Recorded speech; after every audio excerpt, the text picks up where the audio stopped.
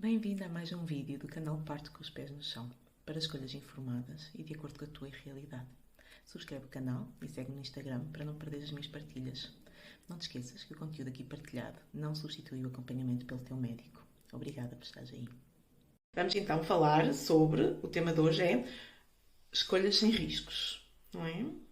Ora, para quem me segue, que eu acredito que sejam a maioria de vocês, percebem que este título tem assim aqui um bocadinho um trocadilho, porque na realidade o que eu acredito, e que acho que é verdade, é que não existem nenhuma escolhas sem riscos, não é? E até vos posso desafiar, escrevam aí nos comentários uma escolha, uma opção que considerem que é uma opção com zero riscos. E vamos então tentar desmistificar essa parte de será que existe realmente alguma escolha sem riscos. E isto é algo que pode trazer bastante angústia no dia a dia, porque além de não termos riscos, não temos uma bola de cristal para adivinhar o que é que nos vai acontecer, não é? E por isso estamos um bocadinho na mão da sorte, do acaso, visto que depois aqui cada um tem as suas crenças de o que é que leva as coisas a acontecerem, mas na realidade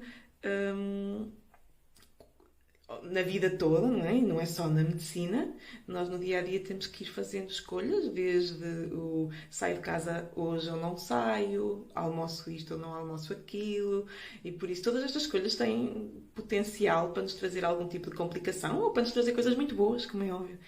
E a medicina não é exceção. E eu acho que este tema é muito importante, porque acho que muita da insatisfação em medicina vem ao longo que o tempo foi passando e que a medicina foi evoluindo, foi sendo gerada a crença de que a medicina é matemática e que é certo o resultado final e que a medicina consegue resolver e prever muitas coisas, o que na realidade não é tanto assim. A maioria das coisas nós não temos certezas, nem nunca ninguém vos pode garantir um desfecho de nada, não é?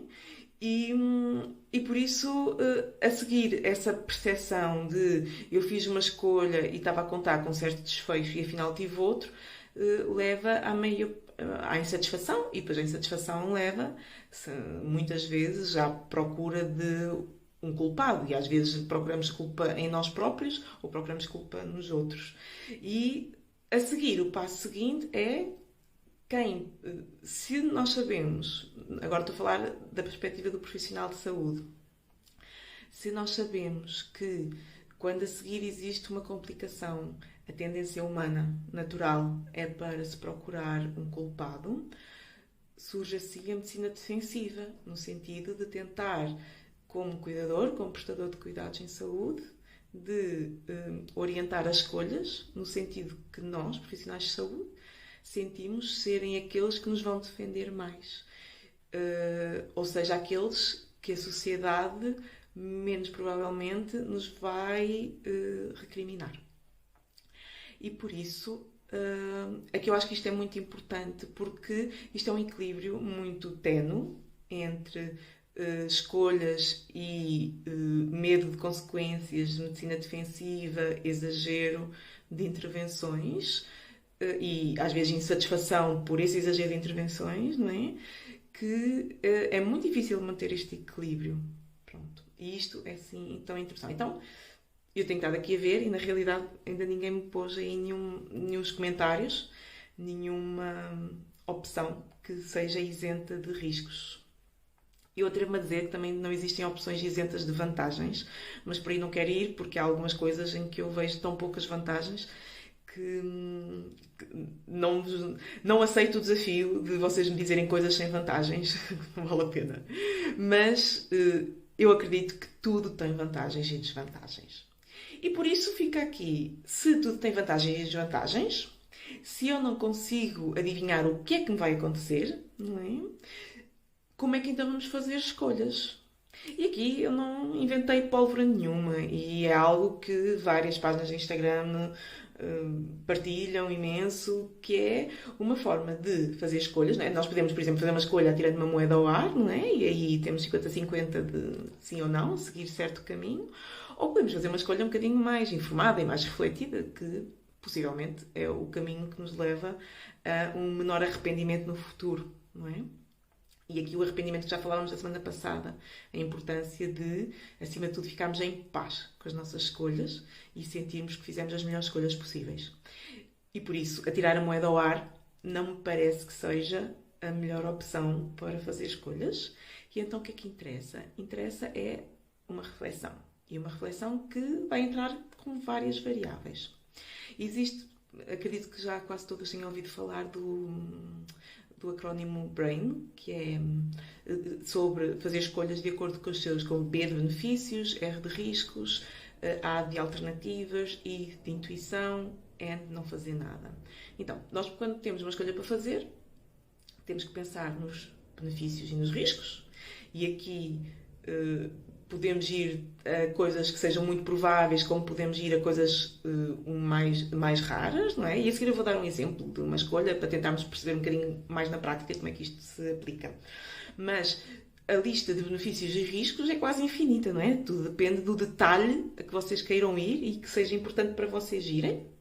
E aqui também é importante aceitarmos que algumas coisas vão ser benefícios para umas e a mesma coisa vai ser um risco para outra, ou seja, nem todos vemos os benefícios e os riscos da mesma forma, nem todos preferimos coisas diferentes, não é? Para a nossa vida. Há coisas que para uma pessoa é para fugir de algo que tenha a probabilidade de acontecer e há outras que para outra pessoa isso é algo que querem para si. E daqui a variedade de escolhas que podem surgir, não é? Por isso, riscos e benefícios, tentar informar ao máximo, tentar perceber, além de saber a lista dos benefícios e dos riscos, perceber um bocadinho qual é que é a probabilidade deles acontecerem, não é? Porque se nós temos um risco que é muito provável acontecer e o benefício que é menos, não é? O peso dos riscos e dos benefícios tem a ver com essa probabilidade, ainda que seja muito difícil, porque nem sempre não há estudos sobre tudo, às vezes os estudos têm resultados diferentes. Estou a falar aqui agora da medicina, também não estou a falar das escolhas da vida, mas nem sempre os estudos avaliam todos os riscos e por isso às vezes é difícil pôr na balança e perceber qual é que é o peso real de cada risco. Mas fazemos o melhor que podemos para a informação que temos, não é? E a seguir, pensar em alternativas, porque na realidade existem sempre alternativas. Nem que seja aquela última do N, que é não fazer nada, não é? Por isso, não existe nenhuma situação em que não existam alternativas. Agora, há situações em que não fazer nada possa não ser aceitável, por ter uma grande... não ser aceitável, ainda que, como é óbvio, as pessoas são livres de fazer as suas escolhas, como é óbvio, mas às vezes não fazer nada tem riscos demasiados e torna-se mesmo necessária uma intervenção. E a seguir entra aqui a parte ainda mais abstrata disto, que é a intuição, que é o que é que nós sentimos realmente ser melhor para nós, qual é o nosso feeling. E eu acredito que sim, que isto tem lugar nas escolhas, que a maioria das escolhas que nós temos que fazer em medicina, há coisas que são preto ou branco, não é? Há coisas fáceis de escolher que caminho é que seguimos, não é? Mas muitas escolhas são muito parecidas, ambas têm alguns riscos, mas são riscos, sei lá, na ordem dos 2%, 1% ou menos, e por isso fica assim um bocadinho que caminho é que queres seguir? E às vezes é mesmo tipo o que é que a minha intuição me diz, porque nós não sabemos o que é que vai acontecer lá à frente, nós temos que fazer uma escolha sem saber se vamos ser aquele 1% que tem aquele tipo de complicação, não é? Ou se não, ou se seguirmos o outro caminho, vamos ser o 1% que tem aquela outra coisa qualquer. E às vezes a intuição, onde eu aqui incluo as expectativas de vida, a forma de viver, a bagagem de cada uma, não é? Tudo isto entra na forma como fazemos escolhas. Depois, então, aqui um exemplo. Eu estive a pensar que exemplo é que havia de trazer e o que eu decidi foi trazer o exemplo do parto instrumentado. Imaginem, em Portugal, mais segundo a estatística do Pordata, mais ou menos 18% dos partos que acontecem são instrumentados, ventosa ou fórceps. É muito mais provável que seja uma ventosa, segundo há um consórcio português de dados obstétricos, e nos dados deles são 8 vezes mais ventosas do que fórceps, e por isso, para a nossa conversa aqui, vamos fazer de conta que estes 18% dos partos são todas ventosas, só para o nosso exercício aqui de reflexão, está bem? Por isso, 18% dos partos em Portugal são ventosas, e isto significa que existem, eu tenho ali as contas, mais ou menos 15 mil ventosas por ano em Portugal. Por isso é um procedimento relativamente comum, está bem? Existem vários motivos para fazer ventosas, mas aos motivos vamos a seguir. Vamos aos riscos.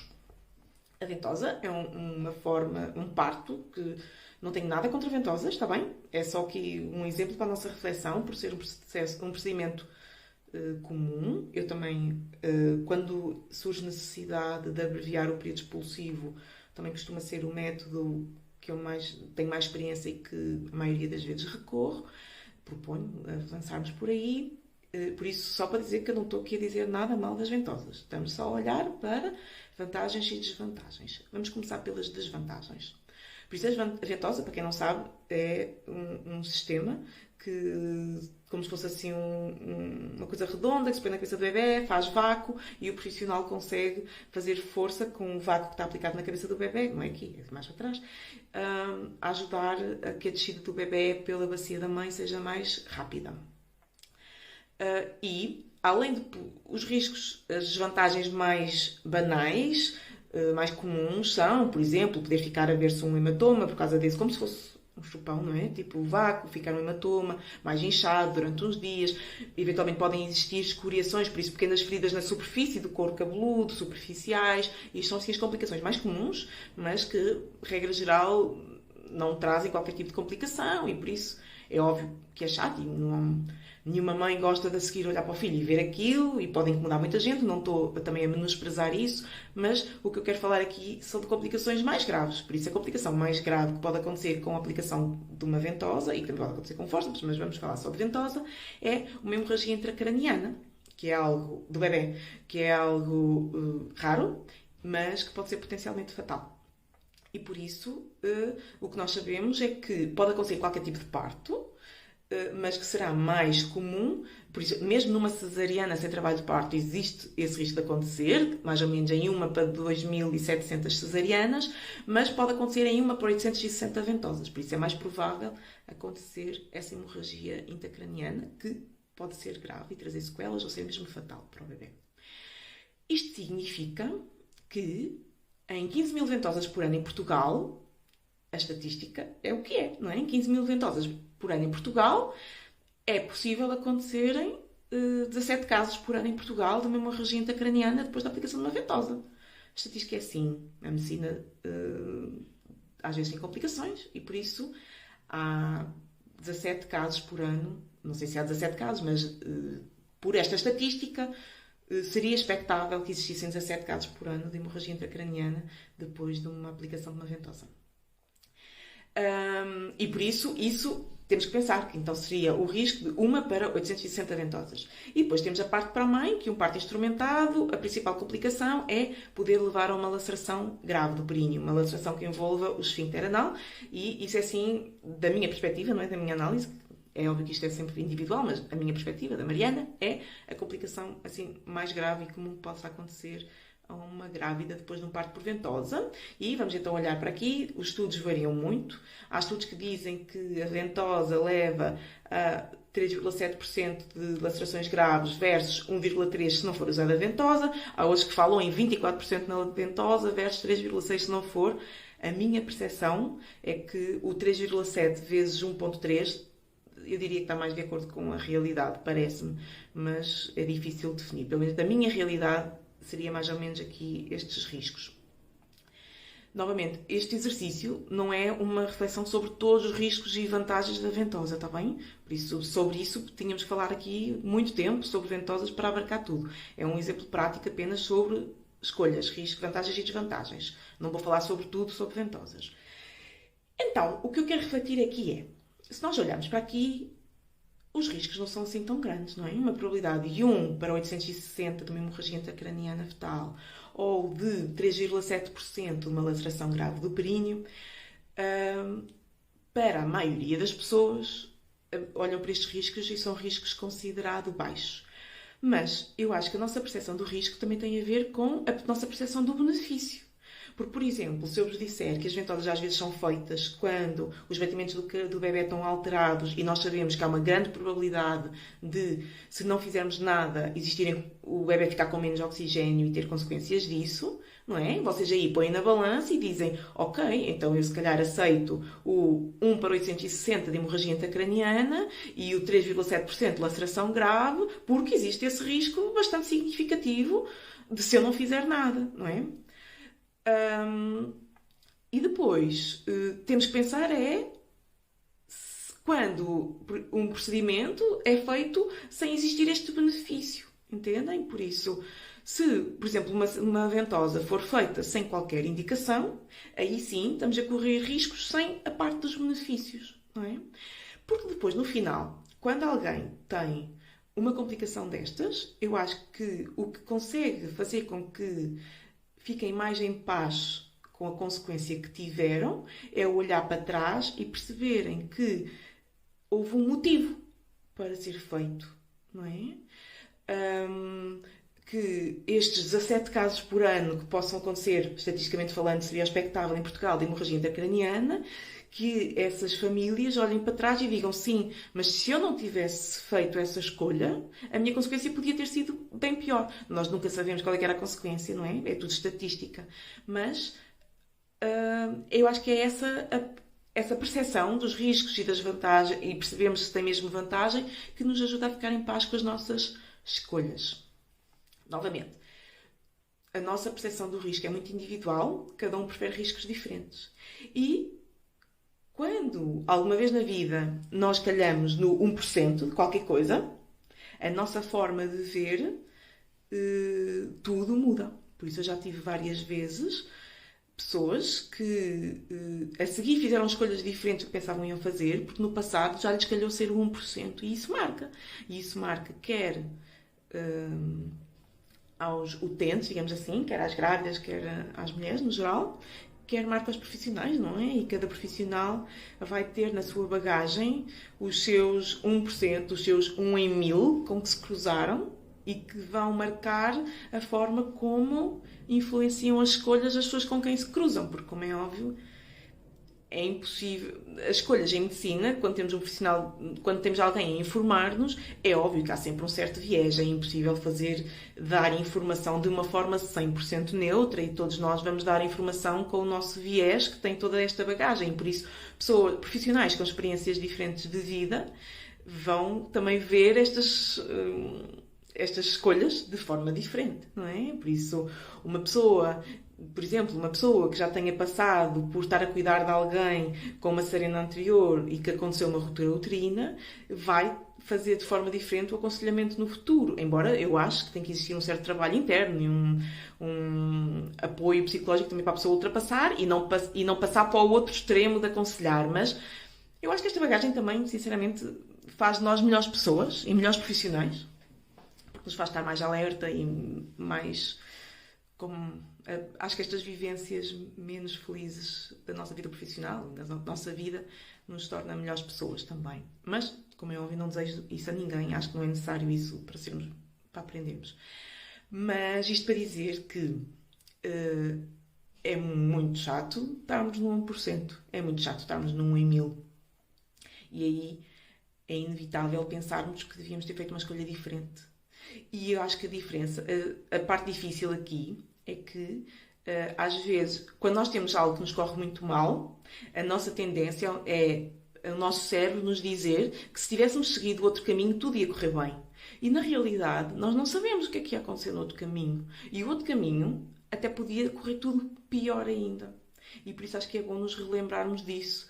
Que, ainda que depois de sairmos magoadas com qualquer coisa, qualquer complicação que tenhamos, nós não temos a certeza, se tivéssemos feito outra escolha, se o resultado ia ser melhor ou não. E fica esta dúvida para sempre, não é? E por isso, acho que é mesmo importante esta consciência de tudo tem riscos, é impossível adivinhar o futuro e fazemos as melhores escolhas para a informação que temos em cada momento. É impossível ter acesso à lista toda das vantagens e desvantagens e é importante perceber que ninguém tem uma bola de cristal e por mais que alguém, depois de vos acompanhar, vos diga assim: se eu soubesse que isto ia acontecer, eu teria feito não sei o que antes, essa pessoa não está a dizer que fez errado antes. Essa pessoa não sabia que isso ia acontecer, não é? É simplesmente aquela parte humana de o que é que eu gostava de ter feito diferente. E certamente no futuro a pessoa vai tentar descobrir qual é aquela coisinha que a faz antecipar-se antes de acontecer qualquer coisa errada, não é? É o que nós tentamos fazer sempre as melhores escolhas possíveis, acompanhar as pessoas da melhor forma. Mas no momento em que nós temos alguém connosco, no momento em que estamos a acompanhar um parto, no momento em que estamos a vigiar uma gravidez, em que estamos a decidir o que propor, o que não propor, a valorizar, o que não valorizar, nós não sabemos o futuro. Ninguém sabe. E por isso temos que aceitar que às vezes vão-nos surgir, às vezes vai-nos acontecer o 1%, às vezes vai-nos acontecer o 90%, às vezes nós pensamos que estamos a fazer uma escolha que é muito certa de correr bem e afinal não foi bem assim e termino desta vez da mesma forma que terminei da outra vez, que é o mais importante é toda a gente deitar-se tranquila à noite e saber que fez o melhor que pôde e tentar viver o mais tranquilo possível com esta incerteza da vida que também está para a medicina. Por isso, ninguém nunca vos pode garantir um desfecho de nada. Não é? E é isso. E agora a Joana pergunta-me o que é correr bem. Correr bem é diferente para cada pessoa.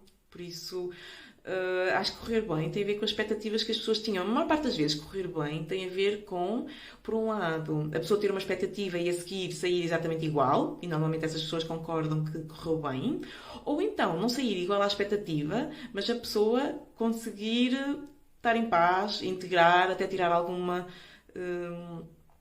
coisa positiva do que aconteceu e por isso correr bem, muitas vezes o que para uma pessoa correu super bem, e já me aconteceu das várias formas, já me aconteceu eu acompanhar um parto e eu na minha percepção achar que correu tudo bem e a seguir em conversa perceber que afinal algo não correu bem, como já me aconteceu o oposto, de eu terminar um parto e pensar quem me dera que isto tivesse sido diferente, mas do outro lado encontrar alguém perfeitamente satisfeito com a sua experiência, e quem sou eu para destruir a experiência de alguém. E eu também acredito que quando alguém nos conta uma história e está feliz com ela, e mesmo que nós, ao ouvir a história, da nossa perspectiva, achamos que aquilo não foi uma história boa, acho que não nos cabe a nós dizer à pessoa que a história dela foi má, não é? E é isso. Olhem, muito obrigada por estarem aqui novamente comigo. Eu depois vou partilhar um vídeo durante algum tempo e na próxima semana vamos falar sobre... eu não sei qual vai ser o título exatamente, mas vamos falar sobre se devemos... se fazer mais exames é melhor ou não. Se quantos mais exames, melhor. Está bem? É isso que vamos falar para a semana. Um beijinho e desejo-vos uma ótima semana. Obrigada pela companhia, está bem? E pela confiança, claro. Adeusinho!